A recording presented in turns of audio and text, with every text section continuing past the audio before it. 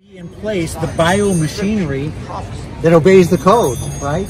Now you got 20 amino acids and they all have to be left-handed or else it's poison. Okay? And so all these left-handed amino acids now are assembling themselves not randomly but according to a direction that came from a code. When you get 575 of these in the right place, then you get a stop code. And there's a little redundancy here, which is good engineering. Okay, now, when you have that kind of evidence, you have this kind of information network and a system that not only has a message, but it has instructional information, and the instructional information has an envisioned purpose. It's going to make proteins. It's going to give you something like, hemoglobin. That's kind of important, right? So I, by default, am an agnostic. Nobody knows. We're not seeing any evidence here. That's what I thought, because you're raised up in the schools today and everything can be explained by billions of years, right? But in fact, the evidence goes a different direction. In fact, Einstein recognized this when he said, matter cannot organize itself into information. He's talking about instructional information. That requires intention. That requires intelligence. But where does intelligence reside? He said, except it reside in a person. Even if we have to admit that person is, here it is, God. Oh, he became a Christian. No, you can believe that God is without becoming a Christian. He came to that place, and I hope that he advanced.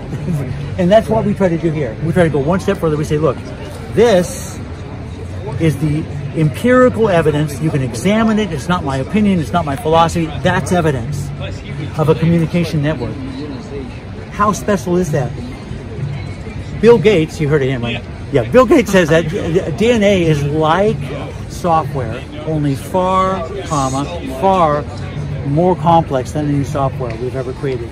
Now, I would say to you, I'm happy to say to you, that my elephant in the room question, I finally asked it, okay, was there a way to find out if that intelligence has actually revealed himself? That I'm looking over here, we've got Hare Krishna, down there we've got the Muslims with the Quran and so forth, and a little further down you got the atheist booth as well. I don't know if you've seen them, So I just want to be honest. Can I get to the heart of this?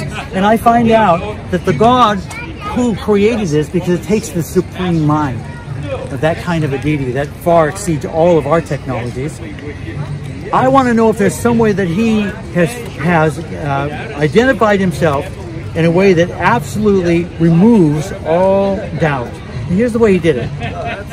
He looks into the future, as only God can, and he writes a history book about himself before the history happens. You see, that takes, just like this is beyond our technologies, that's all beyond human possibility. And in case we're thinking that's not the case, the same God who tells you who, what, where, why, when, and how he would come into this world, and how he would be removed, the kind of execution. David wrote that 1,000 years in advance, and they hadn't invented crucifixion yet. They didn't even think about crucifixion. This is, a classroom. I had a probabilities class, a statistics class, on my way to getting a teaching degree. Yeah. And so I was able to show the classroom, you cannot guess these things right and get them right 100% of the time. It's impossible.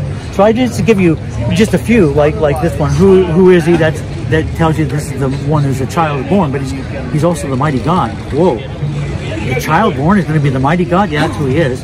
What was he going to do? This is 700 years BC as well. He shall see of the anguish or travail of the soul and shall be satisfied. By his knowledge shall my righteous servant justify many, for he shall bear their iniquities. So here's what God is saying. I'm a God of mathematical, material absolutes, but I'm a God of moral absolutes. And I have bad news for you. And it comes directly from God. He says this. All we like sheep have gone astray.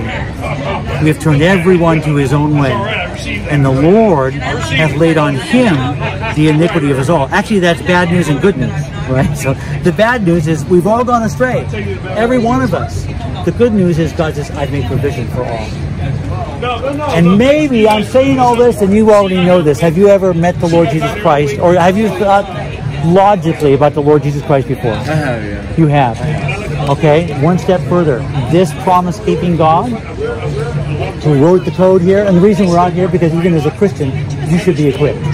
You're living in a world where this all happened by accident. You're going not so fast. Yeah. All right, so that's what you need to be doing. So let me get